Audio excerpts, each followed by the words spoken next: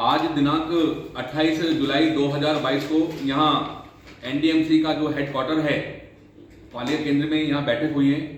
सफाई कर्मचारी जो हमारे हैं, और बड़ी खुशी की बात है कि हमारे साथ में जो हमारे नवनियुक्त चेयरमैन साहब हैं भूपेंद्र भल्ला साहब, उनके तमाम स्टाफ के लोग, सेक्रेटरी साहब मौजूद हैं, डायरेक्टर पर्सन साहब हैं, डॉक्टर रमेश जी हैं, शकुंतला जी हैं और लेबर डिपार्टमेंट के भी लोग हैं।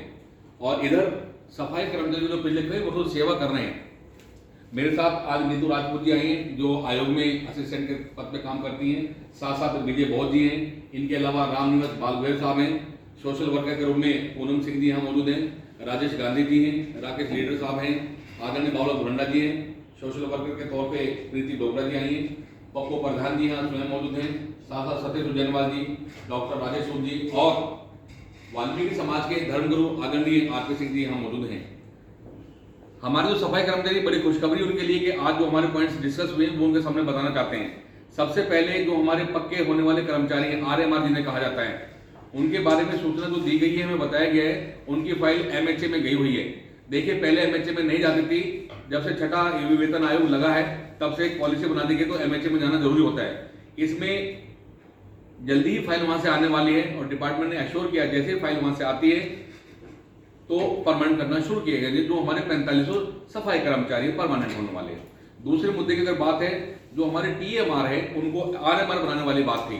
तो देखिए, इसमें जो 2014 की जो एक कट ऑफ सूची है उसको हमने रिक्वेस्ट की गई है कि उसको 2014 से लेकर 2020 तक बढ़ाया जाए ताकि और सारे लोगों का भला हो सके। उसमें एग्जामिन करने वाली बात कही है। लेकिन फिलहाल अगर कोई भी कर्मचारी ऐसा है कि जिस टीएमआर ने 2014 तक अपने 500 दिन पूरे कर लिए, वो बेशक आयोग में आ सकते हैं हमारे पास में, और हमने सिफारिश करके रिकमेंडेशन करके कमीशन की उनको आरएमआर बनाया जाएगा। इसके साथ साथ जो कंपेशन ग्राउंड के केसेज हैं, जिन्हें हम लोग अपनी भाषा में डेथ केस भी कहा जाता है, जिन्हें हमारे आसानी से समझ सकते हैं, उसमें बात रखी गई है अभी 1147 कर्मचारी ऐसे हैं जिनका केस वहां लगेगा और 5% कोटे के हिसाब से लिया जाएगा। उसमें करीब 250 सफाई कर्मचारी हैं।